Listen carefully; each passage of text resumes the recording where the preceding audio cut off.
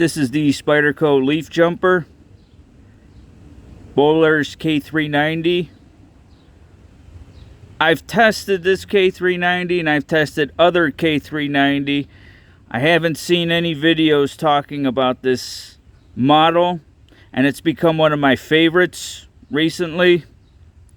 So I figured I'd give a quick overview and discuss what I like about it and how well the steel actually performed.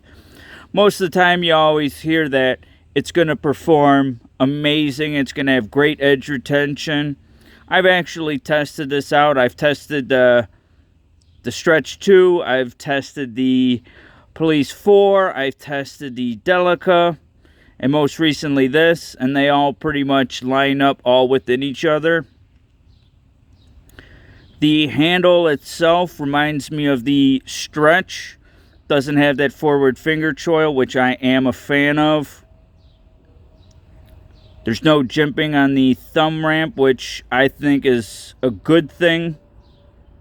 To me, I prefer that, but everybody's so accustomed to jimping on the thumb ramp. To me, I like how it just kind of locks you in, but it doesn't put that indentation what the jimping does.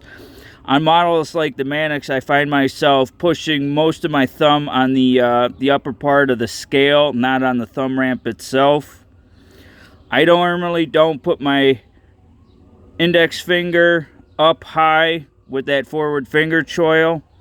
I think for air cutting it works good, but practical uses, I haven't found a need for it.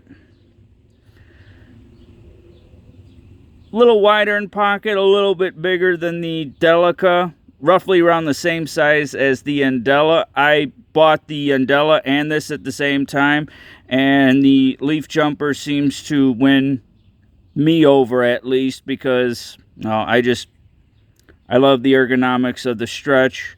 Nothing wrong with the Andella. They gave me the serrated version, but overall I like the ergonomics. I like this package a lot better. In terms of cut testing, I got 475 slices on the sanding roll with this K390, which falls in line with all the other Bowler Spyderco K390 that I've actually tested.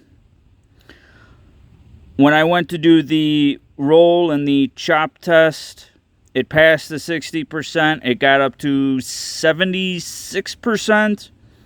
It failed at 360, so that means 190 slices on the sanding roll, 90 or 95 chops, I can't remember, and I got another 75 cuts on the sanding roll, and that's where it failed at 360 out of 475. So roughly, it's got a fair amount of toughness, higher than some of the other super steels that I've actually tested, but 76% is fairly good. What I really like is with the Spyderco K390 offerings, the Seki stuff, there's so many different models to actually pick from. You really can't go wrong with the warnies, the leaf shapes, the overall size. I happen to really like this size. To me, this is a perfect everyday carry. It doesn't excel in one way or another, but to me it's just a perfect all-arounder. I really am a fan of the ergonomics of it, the leaf shape. The picture of it threw me off, but once I actually got it in hand, it really made sense to me. Overall, this has been one of my favorite Spydercos, probably in my top 5, maybe top 3. I really like it. Steel tested very well. Overall, very happy with it.